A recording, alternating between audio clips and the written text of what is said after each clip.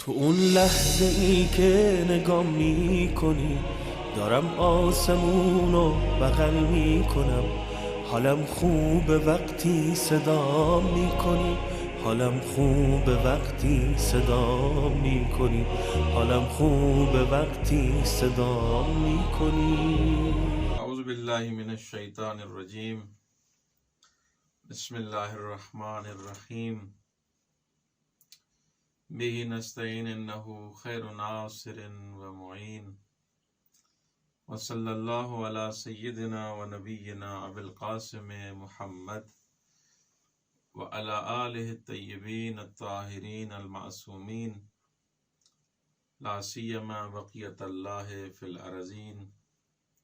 روحی و ارواح العالمین لتراب مقدمہ الفدا. اما بعد، کلامنا فی المکاسب وینبغی اولا التیمن بذکر بعض الاخبار الواردة على سبیل الضابطة للمکاسب من حیث الحل والحرماء، فنقول مستعینا باللہ تعالی. روی فی الوسائع والحدائق عن الحسن بن علی بن شعبہ فی کتاب تحف العقول عن مولانا الصادق علیہ الصلاۃ والسلام.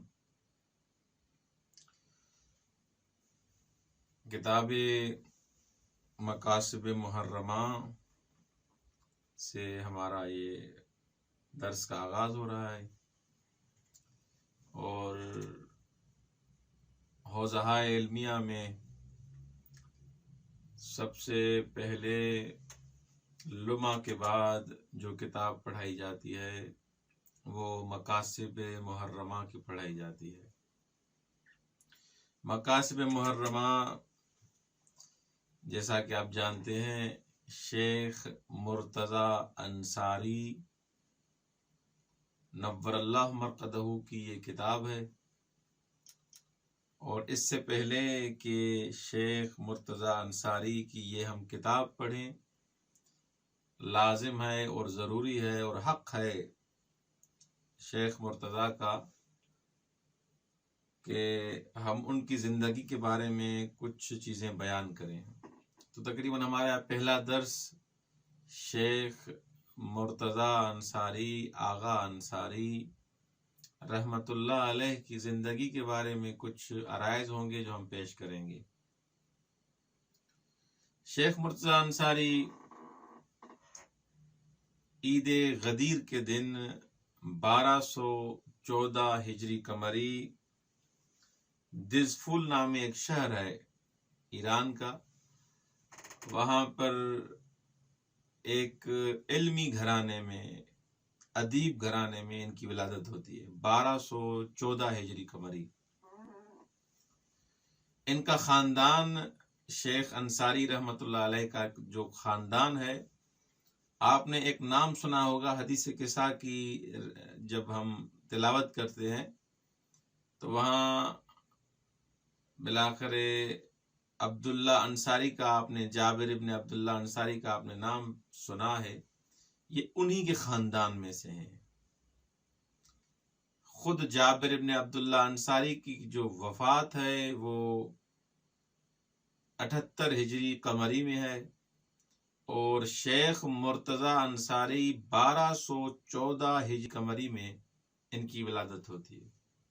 خود جابر بن عبداللہ انصاری کے بارے میں آپ جانتے ہیں کہ رسول خدا صلی اللہ علیہ وآلہ وسلم کے عظیم اصحاب میں سے تھے، اور اکثر ان کے خاندان کے افراد عالم گزرے ہیں.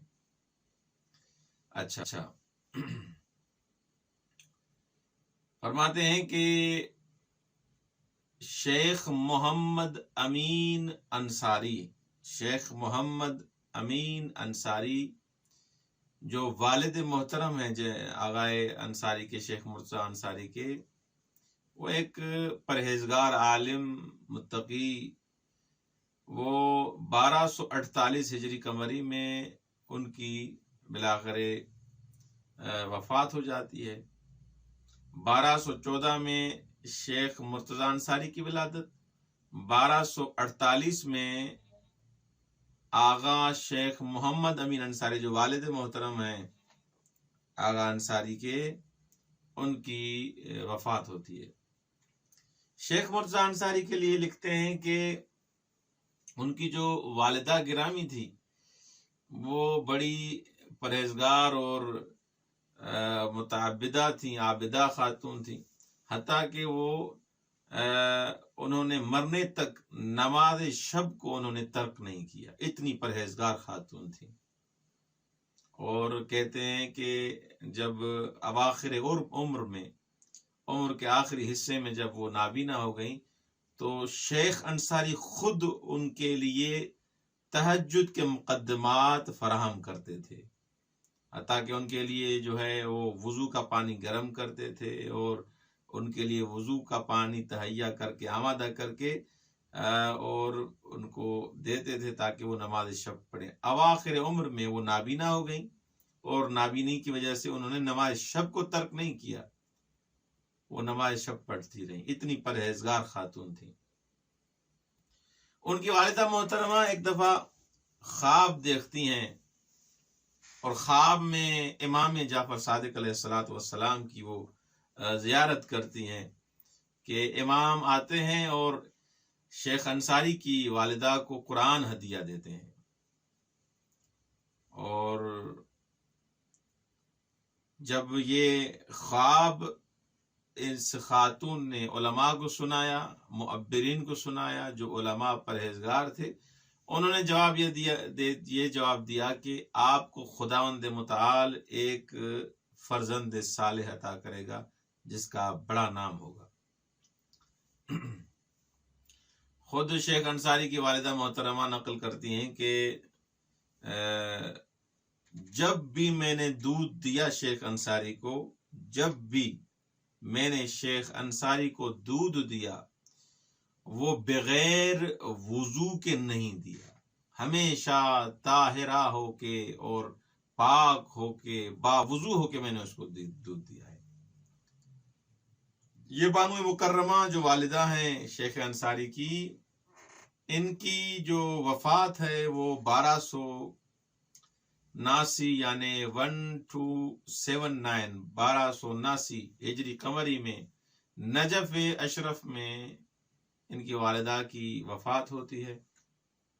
شیخ انصاری رحمۃ اللہ علیہ ابتدا میں اپنی دینی تعلیم اپنے والد محترم کے پاس، اپنے امو کے پاس، کیونکہ ان کا خاندان تقریباً علماء کا گھرانہ تھا، علماء کا خاندان تھا، انہوں نے وہاں پر ہی ابتدائی تحصیلات اور ابتدائی تعلیم حاصل کی۔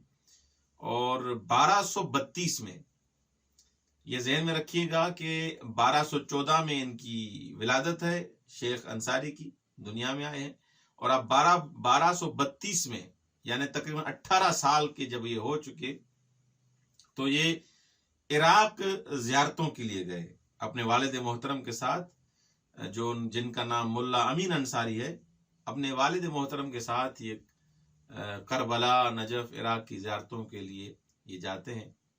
تو وہاں پر ایک دن سید محمد مجاہد جو سید علی صاحب ریاض ایک بڑی کتاب ہے، وہ اس کے فرزند تھے سید محمد مجاہد۔ تو وہاں پر ایک مسئلہ چھڑا، ان کی گفتگو تھی، کیونکہ بلاخر نجف اور قم اور کربلا یہ حوزے رہے ہیں، ایک علمی مرکز رہے ہیں، تو وہاں پر ایک علمی مسئلہ چھڑا، بیان کیا گیا۔ تو وہاں پر شیخ انصاری نے وہاں پر اپنے عقیدے کو بیان کیا، اور جب اس نے اپنے نظریے کو، اپنے عقیدے کو بیان کیا تو ہوا یہ کہ اس استاد کو یہ ان کا نظریہ بیان کرنا، ان کا عقیدہ بیان کرنا وہ بھا گیا۔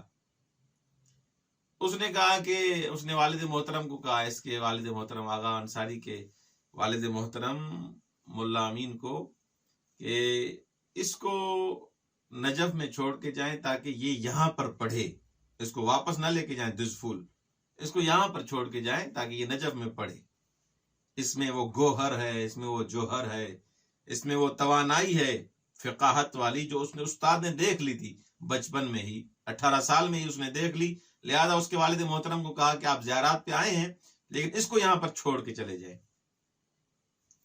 تو بہرحال ان کے والد محترم کیونکہ عالم تھے، انہوں نے بھی اس بات کو قبول کر لیا کہ ایک بڑے عالم دین جب کہہ رہے ہیں آغا مجاہد، تو لہذا میں ان کو چھوڑ کے جاتا ہوں، یہ نجف میں ہی پڑھیں۔ لیکن کربلا میں آغا شیخ انصاری 4 سال، سید مجاہد کربلا میں تھے، 4 سال کربلا میں سید محمد مجاہد سے انہوں نے فیض حاصل کیا، اور خود علماء مازندران جو تھے ان سے بھی انہوں نے کافی علم حاصل کیا۔ 1242 ہجری میں آغا محمد مجاہد کی وفات ہے، اور شریف العلماء مازندرانی ان کی وفات ہے 1245 میں۔ ان دونوں علماءوں سے انہوں نے فیض حاصل کیا۔ اچھا، جب 4 سال گزر چکے، چوتھے سال میں کچھ دزفول کے لوگ آئے اور کربلا کی زیارت کرنے، جب وہ دزفول کے، کیونکہ دزفول آغا شیخ انصاری کا شہر ہے، ان کا علاقہ ہے، ان کا منطقہ ہے، تو کربلا کی زیارت کے لیے جیسے وہ آئے تو انہوں نے آغا شیخ انصاری کو کہا، جب 4 سال ہو چکے، شیخ انصاری کو کہا کہ آپ کے والد محترم، پہلے تو ایسے نہیں ہوتا تھا کہ واٹس ایپ، ٹیلی گرام اور جلدی میں رابطہ ہو جاتا، بلاخر خط و کتابت کا سلسلہ ہوتا تھا یا کوئی آ کے پیغام پہنچاتا تھا۔ انہوں نے جب اس کے علاقے کی وہاں پر افراد آئے تو انہوں نے شیخ انصاری رحمۃ اللہ علیہ کو کہا کہ آپ کے والد محترم آپ کو یاد کر رہے ہیں اور آپ کی زیارت کا اشتیاق رکھتے ہیں، تو لہذا آپ کو ہمارے ساتھ چلنا چاہیے۔ شیخ ان کے ساتھ دزفول واپس آئے، اور دزفول واپس تو آئے اپنے علاقے، لیکن 1 سال سے زیادہ وہاں پر نہیں رہے، وہاں دزفول میں دوبارہ کربلا واپس آ گئے۔ علم کی تڑپ، علم کی پیاس بلا کرے دوبارہ وہ کربلا واپس آ گئے۔ 1 سال رہے لیکن دوبارہ کربلا واپس آ گئے۔ 1 سال رہنے کے بعد دوبارہ انہوں نے کربلا میں، دوبارہ انہوں نے دزفول نہیں بلکہ دوبارہ انہوں نے نجف کا رخ کیا، اور وہاں پر نجف میں، یہ 4 سال میں بتا رہا ہوں کربلا میں پڑھے ہیں، یہ توجہ کیجیے گا، ایسے نہ ہو کہ پھر خلط ہو جائے۔ یہ پھر وہاں پر جیسے 1 سال دوبارہ کربلا میں رہے، یعنی 5 سال ٹوٹل کربلا میں پڑھے ہیں۔ 1 سال کے بعد یہ دوبارہ نجف گئے ہیں، اور نجف میں شیخ موسیٰ جو شیخ جعفر کاشف الغطاء کے فرزند تھے، ان کے پاس انہوں نے پڑھا ہے۔ کاشف الغطاء کا آپ نے نام سنا ہے؟ کاشف الغطاء کے فرزند تھے جن کا نام تھا شیخ موسیٰ۔ شیخ موسیٰ کے پاس انہوں نے درس پڑھنا شروع کیا۔ ایک نقل یہ بھی ہے کہ شیخ انصاری تقریباً 4 سال انہوں نے نجف میں تعلیم حاصل کی، تو وہاں کے ایک بغداد کے جو والی تھے، انہوں نے بلا کر کربلا اور ان علاقوں پر ایک محاصرے ٹائپ سسٹم شروع کیا۔ تو وہاں پر جو نجف کے جو افراد تھے کربلا والے، انہوں نے سب نے مہاجرت کی کاظمین کی طرف، سب کاظمین کی طرف چلے گئے۔ لیکن شیخ مرتضی انصاری، جیسے یہ مثلا سلسلہ ہوا وہاں پر قبضہ وغیرہ ہوا یا ایسا حکومت کا سسٹم ہوا، تو شیخ مرتضی انصاری 1 سال بلکہ 4 سال نجف میں رہنے کے بعد دوبارہ وہ دزفول واپس آتے ہیں، یعنی 5 سال کربلا میں، 4 سال نجف میں، 9 سال دوبارہ یہ کہاں آتے ہیں؟ دزفول میں 2 سال گزرنے کے بعد جیسے دزفول میں 2 سال رہے تو وہاں سے دوبارہ آغا نے نجف کا رخ کیا۔ جب نجف جا رہے تھے اس وقت ان کی جو والدہ گرامی تھی تو وہ نہیں چاہ رہی تھی کہ نجف جائیں، وہ فراق جو باپ ماں بیٹے کا جو فراق ہوتا ہے، جو جدائی ہوتی ہے، وہ برداشت نہیں کر پا رہی تھی، ان کی والدہ شیخ مرتضیٰ انصاری کی والدہ. تو بالآخر طے یہ ہوا کہ استخارہ کیا جائے کہ شیخ انصاری نجف جائے یا نجف نہ جائے. استخارہ جیسے ہی انہوں نے کیا تو قرآن مجید کی یہ آیت آئی، سورہ قصص کی آیت نمبر 7، بسم اللہ الرحمن الرحیم ولا تخافی ولا تحزنی انا رادوہ الیک وجاعلوہ من المرسلین. یہ قرآن کی آیت آئی کہ ڈرو نہیں، غمگین نہ ہو، ہم تمہارے لیے اس کو واپس پلٹائیں گے اور اس کو ہم اپنے پیغمبروں میں سے قرار دیں گے، مرسلین میں سے. تو لہذا آیت کے اس سیاق و سباق اور ترجمے سے ہی واضح ہے کہ سیدھا پیغام تھا اس کی والدہ کے لیے کہ اس کو چھوڑو، یہ جائے اور ایک رسالت، علماء والی جو رسالت ہے، ایک بڑا عہدہ ہے جس کو میں اپنے لفظوں میں بیان کروں گا، وہ مرجعیت والا جو عہدہ تھا، وہ عظیم شہرہ آفاق، اور جس منزل تک آغا شیخ انصاری پہنچے، یہ آیت اس کی طرف دلالت کر رہی ہے کہ اے مادری گرامی آپ پریشان نہ ہو، شیخ مرتضیٰ انصاری ایک عظیم مقام تک پہنچنے والا ہے اور بالآخر آپ اس کے لیے دعا کریں. بہرحال شیخ مرتضیٰ انصاری دوبارہ واپس گئے اور نجف گئے.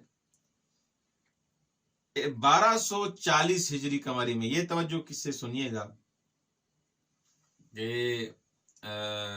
1240 ہجری قمری میں یہ زیارت پہ جاتے ہیں، امام رضا علیہ الصلوۃ والسلام کی زیارت پہ، اور وہاں پر انہوں نے مشہد، بروجرد، اصفہان، وہاں پر حوضے تھے اس وقت بھی، یعنی تقریباً 2 صدیاں پہلے وہاں پر بلاخر حوضے تھے. یہ مشہد میں بھی، بروجرد میں بھی، کاشان میں بھی، وہاں پر بلاخر علمی سسٹم تھا بڑا. آیت اللہ سبحانی نقل کرتے ہیں کہ کاشان کے کچھ افراد نے کیا کیا کہ متدین افراد تھے کاشان کے. کاشان کا نام آپ نے سنا ہوگا. کاشان یہاں سے نزدیک ہے، قم سے زیادہ دور نہیں ہے. تو وہاں کے جو افراد تھے انہوں نے اصرار کیا کہ اقامت کرے یہاں پر شیخ انصاری، یہاں پر رہے. تو 4 سال یہ کاشان میں رہے آغا شیخ انصاری. یہ بس ان کا سفر چلتا رہا، مشہد، بروجرد، کاشان، یہ 6 سال ان کا سفر رہا ہے، یعنی سفر عالمانہ جسے کہتے ہیں ہم. 6 سال انہوں نے علمی سفر کیے، علمی مذاکرے کیے، علماء کے ساتھ رہے. ایسے نہیں کہ انہوں نے وقت طلب کیا، نہیں، علماء کے ساتھ رہے، وہاں پڑھایا، اور وہاں پر اجازت روایت اور اجتہاد انہوں نے حاصل کیا. اور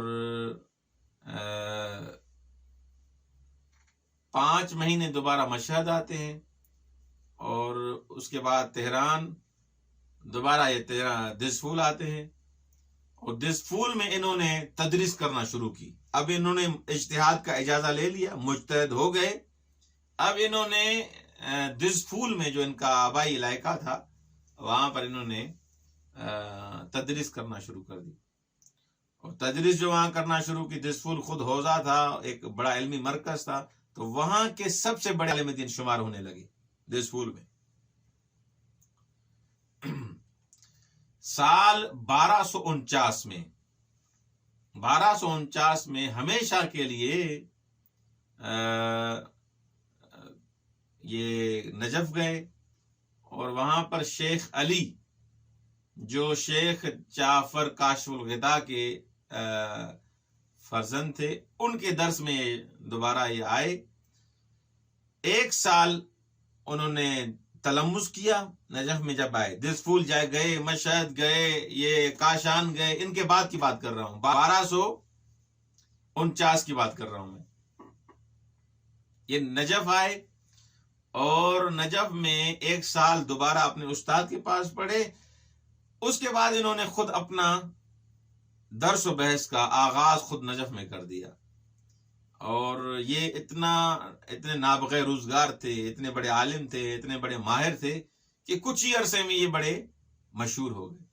اور سب افراد جو طلاب ہوتے تھے حوزے میں، جیسے اب بھی ہوتا ہے کہ مثلا جو طالب علم زیادہ ہوشیار ہوتا ہے، جس کا درس زیادہ قوی ہوتا ہے، تو اکثر طلاب اس کی طرف رجوع کرتے ہیں، اکثر اس کے درس میں جاتے ہیں.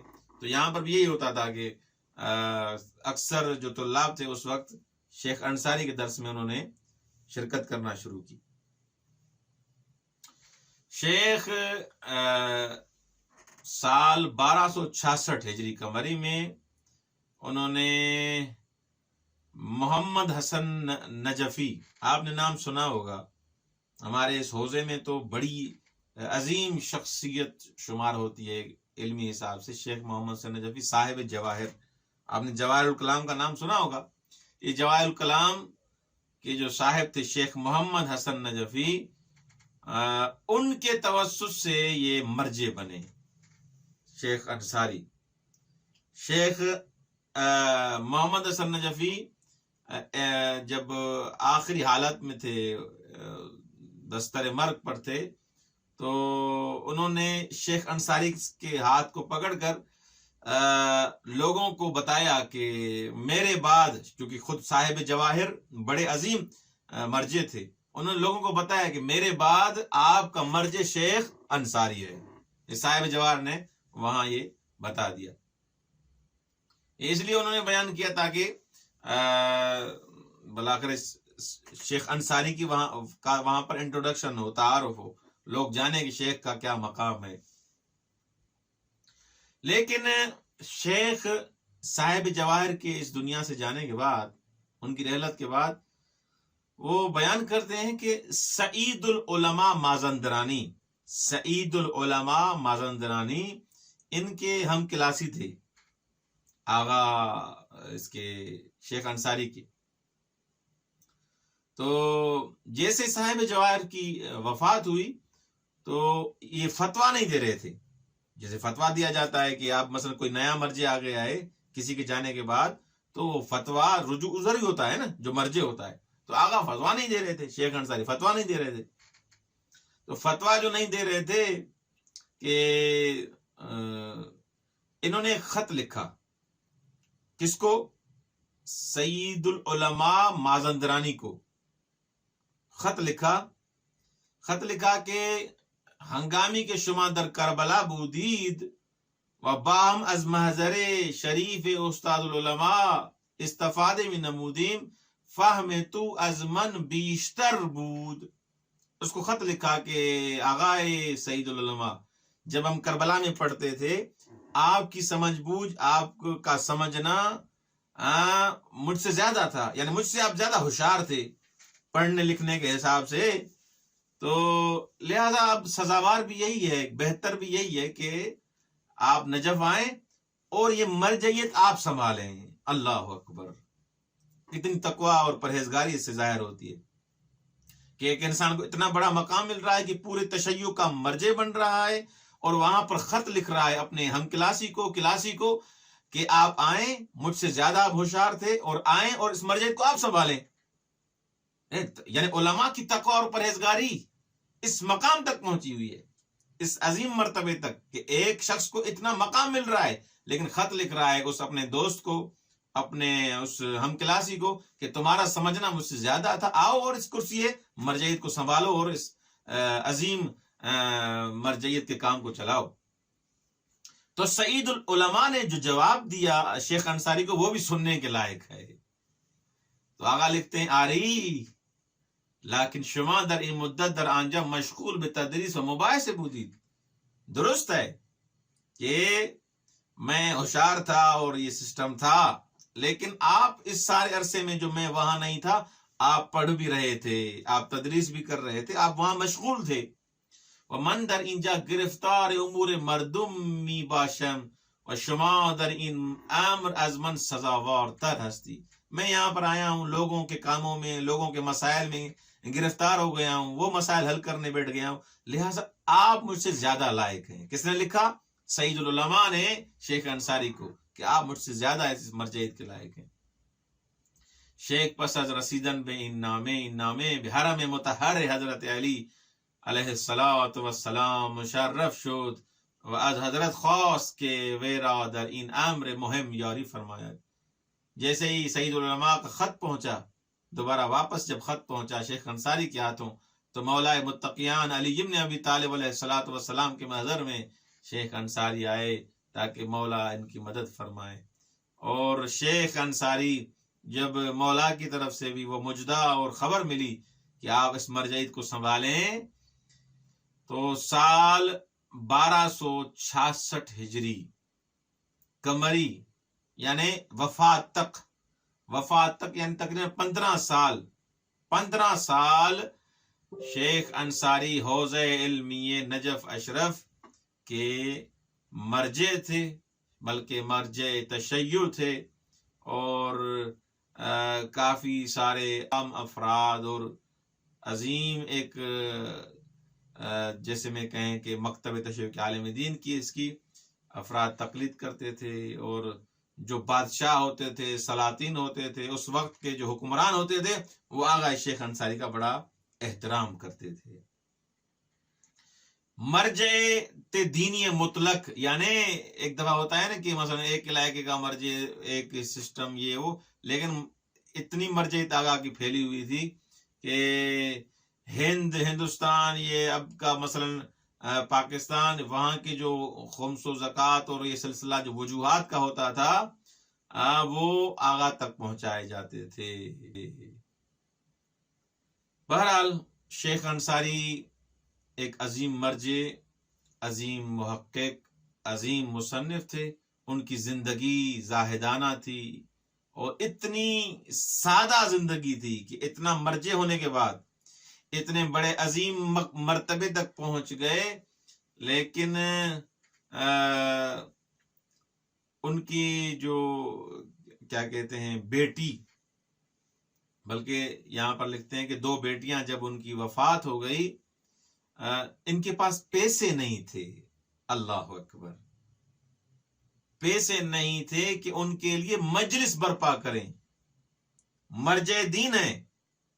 یہ لوگ کہتے ہیں نا کہ مجتہدوں کے پاس پیسہ ہوتا ہے اتنا بڑا، نہیں، لیکن وہ خود کتنے مواظب ہیں. فقراء مساکین تک وہ مال پہنچاتے ہیں، حوضہ چلاتے ہیں، لیکن اپنی گھریلو زندگی کے حساب سے، اپنی نجی زندگی کے حساب سے ان کی زندگی دیکھیں شیخ انصاری رحمۃ اللہ علیہ کی، کہ بیٹی اس دنیا سے چلی گئی ہے، بلکہ 2 بیٹیاں چلی گئی ہیں، ان کے لیے مجلس برپا کرنے کے لیے کوئی سسٹم ہو، وہ ان کے پاس پیسے نہیں تھے. شیخ انصاری 18 جمادی الثانی سال 1281 یعنی 15 سال اس حوزہ علمی نجف اشرف کے زعیم اور زعیم کیا بلکہ مرجع اور اس حساب سے ہونے کے بعد 18 جمادی الثانی سال 1281 ہجری قمری نجف اشرف میں دار فانی کو انہوں نے وداع کہا. اور ان کی ٹوٹل جو زندگی تھی وہ 67 ایئر تھی، 67 سال تھی، اور ملکوت اعلیٰ کی طرف انہوں نے پرواز کی. ان کے پیکر کو ان کے بالآخر اس مرجع عظیم کو خود صحن مطہر مولا متقیان، میں نے کئی دفعہ آقا کی زیارت کی ہے. شیخ انصاری کہ بالآخر وہ ان کو وہاں پر دفن کیا گیا، خود امام علی ابن ابی طالب علیہ الصلوۃ والسلام کے حرم میں. شیخ انصاری کا علمی مقام اتنا تھا کہ خاتم الفقہاء والمحدثین کہا جاتا ہے شیخ انصاری کو. عربی زبان پہ وہ مسلط تھے اور اتنا سادہ انداز سے لکھتے تھے، لکھنے کے حساب سے اتنا سادہ اور سلیس ہو کے لکھتے تھے کہ ان کے متون کو سمجھنا آسان ہوتا تھا. سادہ اتنا لکھتے تھے. علمی بات کی بات نہیں کر رہا میں، لکھنے کے حساب سے ان کا متن بہت سادہ اور سلیس ہوتا تھا. اور علم اصول اور فقہ میں انہوں نے ایک سسٹم ایسا بنایا، خاص کر کے یہ مقاصد اور رسائل جو انہوں نے لکھی، یہ ایک انہوں نے عظیم تحول ایجاد کیا کہ آج تک چاہے قم ہو، چاہے نجف ہو، چاہے جو بھی حوزہ ہو، جہاں بھی یعنی علماء رہ رہے ہیں، رسائل مقاصد ضرور پڑھاتے ہیں. یعنی اتنا انہوں نے تحول ایجاد کیا حوزے میں. شیخ انصاری کہ اتنے بڑے مقلد اور اتنے بڑے بزرگواری کے حساب سے ایک کرامت لکھتے ہیں شیخ انصاری کے حساب سے، جو مشہور ہے، شاید آپ نے درس اخلاق میں بھی سنا ہوگا کہ ایک شاگرد تھے شیخ انصاری کے، تو وہ کہتا ہے کہ جب میں نے علوم مقدماتی علوم اور سطوح سے میں فارغ ہو گیا تو میں پھر نجف کا راہی ہوا، نجف گیا، تو شیخ انصاری کے درس میں نے شرکت کرنا شروع کی۔ تو میں درس میں جاتا تھا لیکن مجھے سمجھ میں کچھ نہیں آتا تھا، شیخ انصاری کے درس میں جاتا لیکن سمجھ میں کچھ نہیں آتا تھا۔ اس نے کہا میں پریشان ہو گیا، یار مجھے درس میں سمجھ میں نہیں آ رہا، اب کیا کروں؟ نامید ہو گیا، نامید ہو رہا تھا۔ تو وہاں پر مولا علی ابن ابی طالب علیہ الصلوۃ والسلام کے حرم میں گیا اور توسل کیا، تو خواب میں مولا کے محضر میں دیکھتا ہے کہ مولا کے محضر میں ہوں، تو مولا میرے کان میں بسم اللہ الرحمن الرحیم کی قرات کرتے ہیں، تلاوت کرتے ہیں۔ تو اس نے کہا جب صبح ہوئی میں شیخ انصاری کے درس میں جیسے گیا تو میں نے تو دیکھا یار یہ سارا درس مجھے سمجھ میں آ رہا ہے، یہ درس تو مجھے سمجھ میں آ رہا ہے۔ تو میں نے کیا کیا، اب پہلے درس سمجھ میں نہیں آ رہا تھا، درس پہلے سمجھ میں نہیں آ رہا تھا، کچھ سمجھ میں نہیں آ رہا تھا، یہ تو پھر کیا کہاں بیٹھتا تھا، بالکل پیچھے کونے میں بیٹھتا تھا کیونکہ درس سمجھ میں آ نہیں رہا تھا۔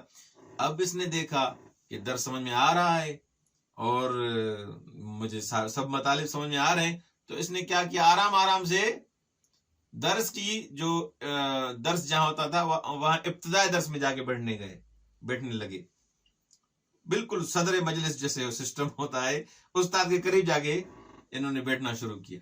اچھا، اس نے اشکال، یہاں سے اشکال، وہاں سے اشکال، یہاں سے اشکال، پہلے تو اس کو کچھ آتا نہیں تھا، اب اشکالوں کی اس نے بوچھاڑ کر دی، اشکال بے اشکال کر رہا ہے، اشکال بے اشکال کر رہا ہے۔ تو جیسے درس ختم ہوا تو شیخ انصاری رحمت اللہ علیہ نے اس کے کان میں کہا کہ اس شخص نے، اس ہستی نے، جس ہستی نے تمہارے کان میں بسم اللہ کی تلاوت کی ہے، اس نے میرے کان میں وللضالین تک پورا حمد پڑھا ہے، بس وہ اب تمہیں کچھ مل گیا ہے تو اب اشکال پہ اشکال کر رہے ہو، اشکال کر رہے ہو۔ تو وہ شاگرد کہتا ہے کہ میں اس قضیے سے، اس بات سے بڑا متعجب ہوا کہ ان کو کیسے پتا چلا کہ مجھے مولا متقیان نے میرے کان میں بسم اللہ الرحمن الرحیم پڑھی ہے، اور اس شخص نے، اس مولا نے ان کے کان میں پورا حمد پڑھا ہے۔ تو یہ اس کرامت سے کہ ان چیزوں سے بھی، اسرار سے بھی وہ آشنا تھے۔ اس کے بعد وہ سمجھے کہ شیخ صاحب کرامت ہیں، صاحب فضل ہیں، اور سیدھی سی بات ہے جو انسان متقی، پرہیزگار اور اس انداز تک، اس لیول تک پہنچا ہوا ہے تو خداوند متعال یجعل لہ مخرجا، اور عظیم مقام تک اس کو پہنچاتا ہے۔ شیخ انصاری رحمۃ اللہ علیہ کے درس میں تقریباً 400 طالب علم شرکت کرتے تھے، اور یہ معروف ہے، البتہ لکھتے ہیں کہ جن افراد نے شیخ انصاری کے درس میں شرکت کی ان کے محضر میں جو افراد پڑھے وہ مجتہد بن گیا، جو افراد شیخ انصاری کے درس میں پڑھے وہ مجتہد مسلم ہو گئے، اور ان افراد میں سے ہر کوئی ایک خاص ممتاز عالم دین بن گیا۔ یعنی شیخ اتنے عظیم عالم دین تھے، خود تو مجتہد تھے، خود تو مرجع تھے، لیکن جو ان کے پاس پڑھنے آتے تھے ان کو بھی ایک عظیم مقام تک پہنچا دیا۔ بہرحال جو خاص ان کے شاگرد تھے، جو معروف شاگرد ہیں، جو مشہور، ان کے میں کچھ نام لے لیتا ہوں۔ مرزا محمد حسن شیرازی، مرزا حبیب اللہ رشتئی، سید حسین کو کمرئی تبریزی، آخوند خراسانی جو صاحب کفایہ ہیں، جنہوں نے کفایت الاصول لکھی ہے، یہ شاگرد ہیں شیخ انصاری کے۔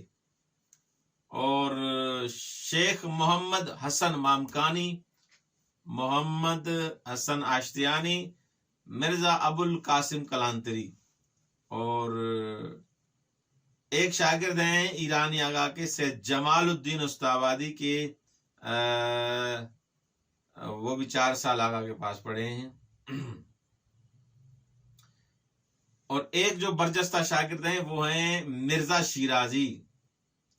مرزا شیرازی بھی ایک عظیم مراجع میں سے گزرے ہیں. اس کے حساب سے کتابیں جو آقا کی ہیں، تالیفات شیخ انصاری رحمۃ اللہ علیہ کی، تقریباً 30 کتاب اور مقالے لکھے ہیں آقا شیخ انصاری نے. ان میں سے جو مہم ہیں وہ رسائل، جو آپ ابھی پڑھیں گے، مقاصد پڑھیں گے، یہ رسائل علم اصول میں ہے. اور اس کا رسائل مشہور نام ہے، لیکن اس کا نام کیا ہے؟ فرائض الاصول. فرائض الاصول. اور آج جو کتاب آپ کے سامنے ہے وہ ہے مقاصد. مقاصد یہ خصوصاً کسب و تجارت کے حساب سے یہ کتاب لکھی گئی ہے، اور کیسے مقاصد، کون سی چیز حاصل کی جائے، کون سی چیزیں حلال ہیں، کون سی چیز حرام ہے، کن چیزوں کی تجارت حلال ہے، کن چیزوں کی تجارت حرام ہے. تو بلاخر یہ دونوں کتابیں حوزے میں انہوں نے اپنی جگہ لے لی. اس کے علاوہ آقا کی جو کتابیں الاجتہاد والتقلید، کتاب الطہارہ، کتاب الصلاۃ، کتاب الصوم، خمس، زکوٰۃ، حج، نکاح، قضاء، شہادات، صراط النجات. اور صراط النجات جو ہے وہ ان کا توضیح المسائل تھا فارسی میں. سراج العباد اور رسائل فقہیہ اصولیہ، رسالۃ فی العدالت، قائد لا ضرر، التسامح فی ادلۃ السنن، القضاء عن المیت، اور المضائقہ والمواسہ. یہ آقا کی کتابیں ہیں.